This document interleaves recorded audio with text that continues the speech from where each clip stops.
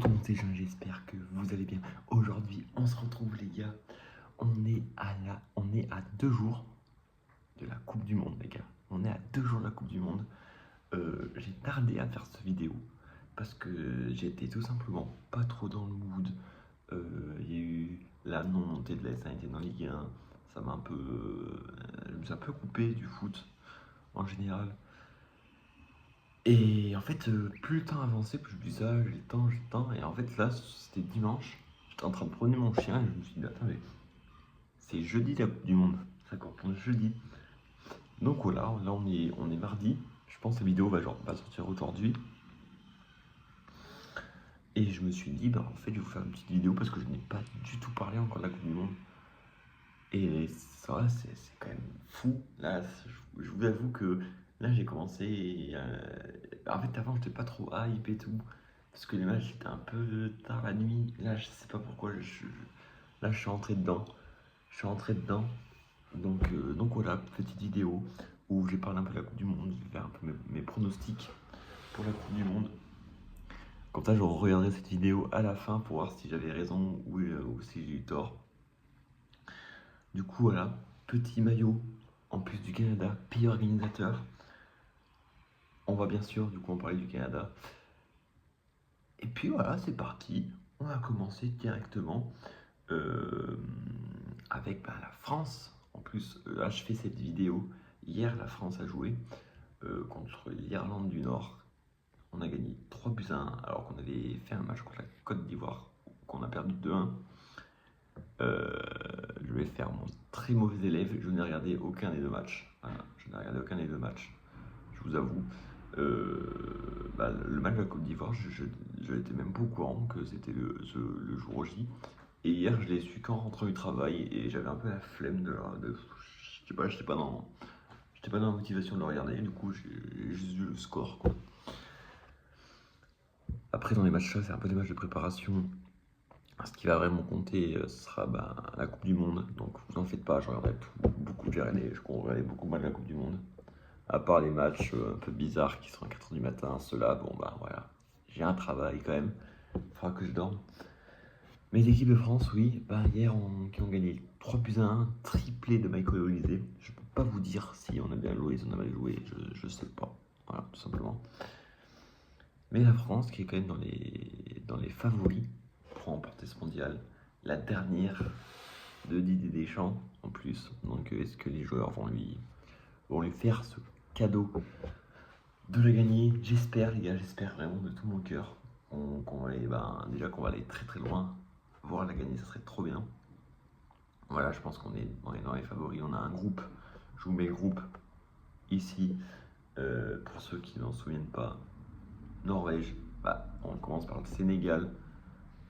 Après, je sais pas si on joue à Norvège ou l'Irak, l'un des deux. Voilà, en tout cas, c'est Norvège, Sénégal, Irak. Les trois équipes que nous allons affronter. C'est un groupe qui est quand même assez compliqué. Le Sénégal, ça va être compliqué à les manœuvrer. En plus, ils sont champions d'Afrique. Voilà. On ne sait pas si c'est eux, si c'est le Maroc. On ne sait pas encore. Mais sportivement, j'ai envie de dire, c'est le Sénégal qui est champion d'Afrique. Donc on va quand même affronter les champions d'Afrique. On va affronter la Norvège d'Erling Haaland, d'Odegaard. Donc ça va pas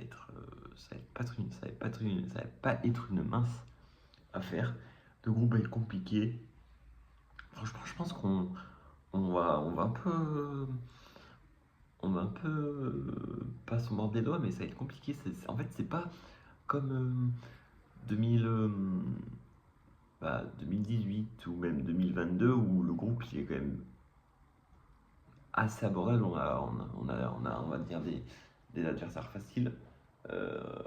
En 2018, on avait qui? On avait l'Australie, on avait le Pérou et on avait l'Autriche, il me semble.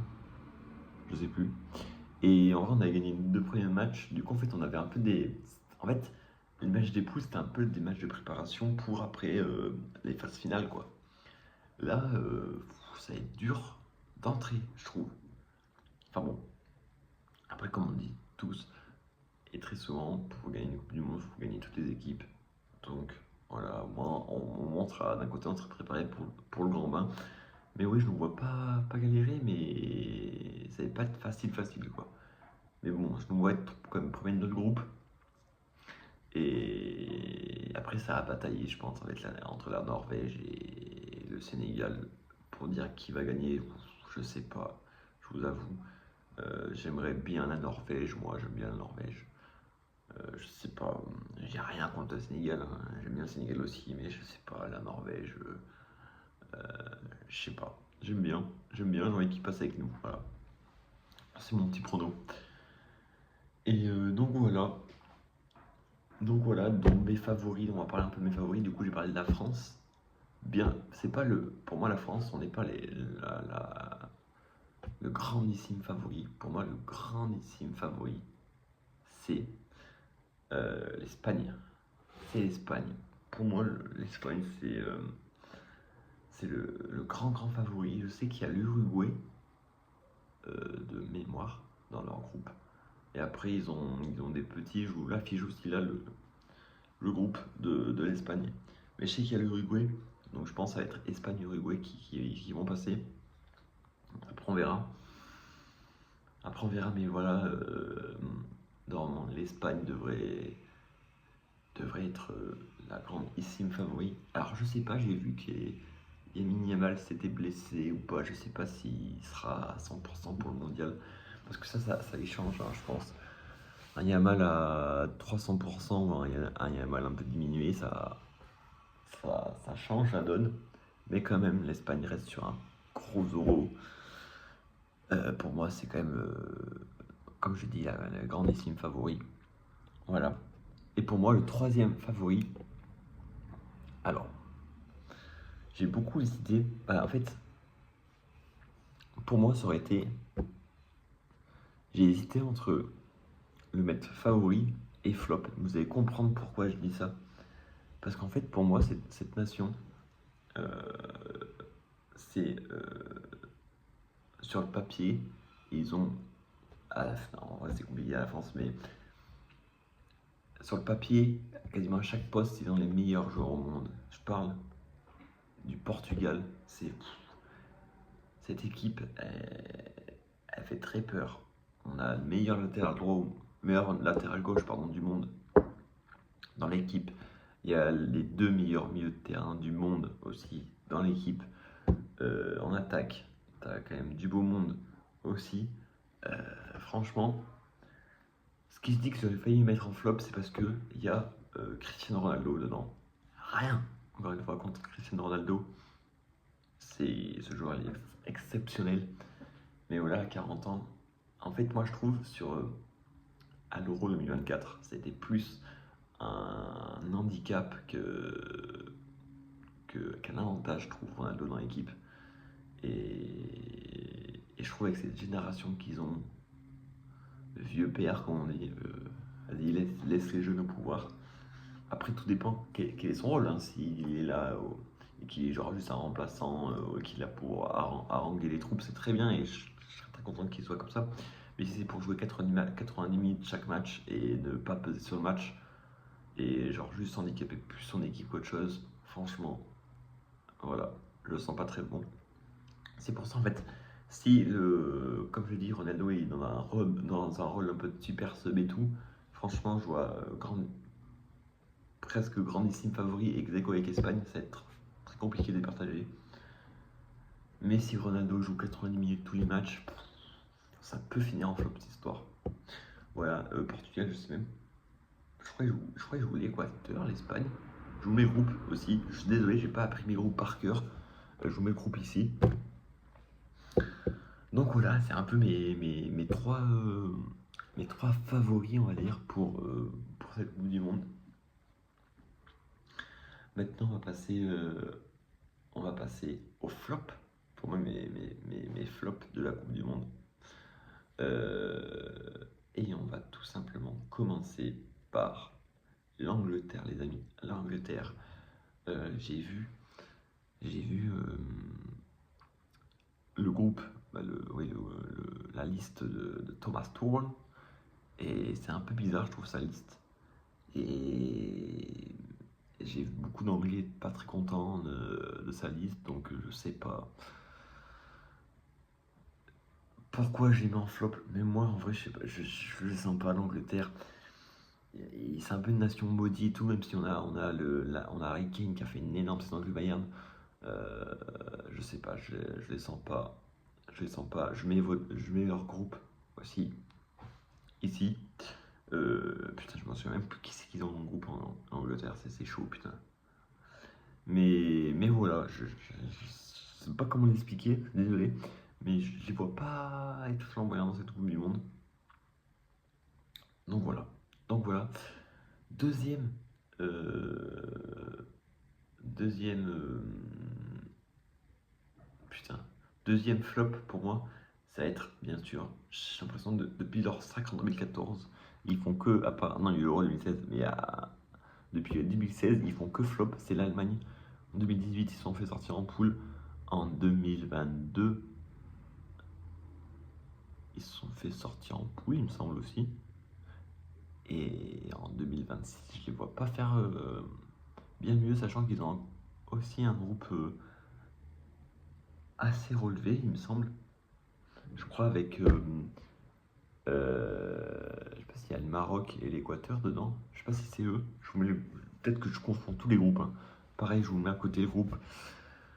Mais voilà, l'Allemagne, en vrai, ça fait depuis. Puis ils ont pas une très grosse génération. Donc voilà, je les vois comme flop. Comme flop, même si ça fait plusieurs années qui flop, pour moi c'est quand même un flop parce que c'est quand même une grosse nation du football. Donc voilà, je les vois en flop, tout simplement. Et le troisième flop, qui va plaire, je pense, à tous les Français qui m'écoutent, c'est bien sûr, je vois l'Argentine, et je vois l'Argentine avoir la malédiction du champion du monde, comme l'a eu l'Italie, comme l'a eu l'Espagne en 2010, comme l'a eu l'Allemagne euh, en 2018. On l'a pas eu, nous, la France, donc on est bien. En 2022, on a été bien.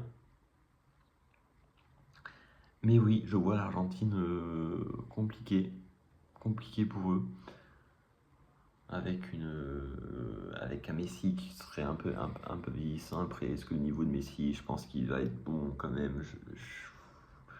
Il va faire ses matchs, mais c'est autour de Messi qui, ça me pose des problèmes. C'est pas des, pas- Je dis pas que c'est des peintres, mais c'est pas. En fait, je trouve qu'ils ont pas une équipe d'être.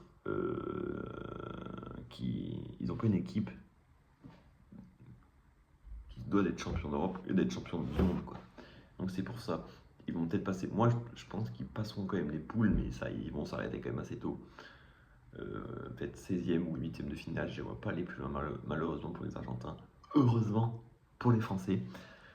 Et voilà. Et donc, ouais, c'était un peu mes trois flops pour cette Coupe du Monde. Et maintenant, je vais dire mes trois outsiders, on va dire. Mes trois surprises de cette Coupe du Monde. On va commencer par l'Équateur. L'Équateur, les gars, que j'ai vu qu'ils ont fait une grosse qualif pour la Coupe du Monde. Ils ont fini avec pas beaucoup de buts encaissés. Leur défense, elle est extraordinaire à l'Équateur. Pacho, Incapié, leur charnière centrale, tu peux pas faire mieux. Je pense franchement, leur charnière centrale, tu peux pas faire mieux. Et donc oui, même au dernier Copa, la dernière Copa, je crois qu'ils ont fait un bon truc. Pareil, je mets à côté le groupe de l'Équateur. Donc voilà, je les vois aller loin. Je les vois aller au moins, je pense, en quart finale, l'Équateur. Donc voilà, pour moi, c'est quand même une surprise, parce que avoir l'Équateur en quart finale, c'est quand même beau. Donc voilà. La deuxième surprise qui va faire plaisir, je pense, à beaucoup de monde, et qui beaucoup de monde pense aussi que ça peut être une surprise, c'est bien sûr le Brésil, que je ne mets pas en favori, parce que le Brésil, c'est plus ce que c'était malheureusement. Le retour de Neymar en sélection fait plaisir à tout le monde. Euh, L'annonce de Carlo Ancelotti quand il a dit le nom Neymar au Brésil, c'était. On aurait dit tout simplement que le Brésil gagnait la Coupe du Monde, quoi. C'était incroyable. C'est incroyable. Donc j'espère pour le Brésil, j'espère pour Neymar qui vont aller très loin, qui vont faire rêver tout le peuple brésilien. Et voilà quoi, pour le football, ça serait beau, quoi, tout simplement. Et le troisième outsider que je vois, c'est le Canada, les gars. C'est le Canada, bordel de merde. Le Canada, où leur groupe, c'est, pour une fois, je le sais, je le mets quand même ici. Le groupe du Canada, c'est quoi? C'est la Bosnie, c'est la Suisse. Et putain, j'ai oublié le dernier. Oh putain, merde. Et c'est.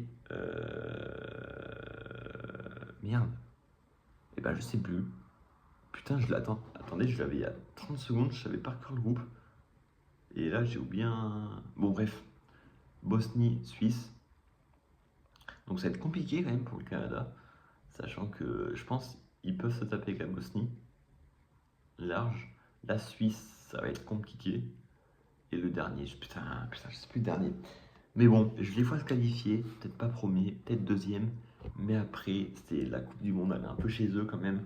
Donc, une grosse Coupe du Monde avec Jonathan David, Alphonso Davies. Mais quand même, Jonathan David, je le vois perf. Et puis voilà, j'espère qu'ils vont aller loin. Aussi, je vais mettre mes meilleurs buteurs, parce que je viens d'y penser, mes meilleurs buteurs de cette Coupe du Monde. Et je vais faire du coup un pari. Pour moi, le meilleur buteur de cette Coupe du Monde sera Jonathan David, du Canada. Maillot Campus qui est floqué, bon, je ne vais pas vous faire voir, mais qui est floqué Jonathan David. Donc voilà les petits potes, c'était un peu mes pronostics pour la Coupe du Monde. Dites-moi, vous, ce que vous pensez de cette Coupe du Monde. Est-ce que vous êtes hype, est-ce que vous n'êtes pas hype? Vos pronostics, vos favoris, vos flops.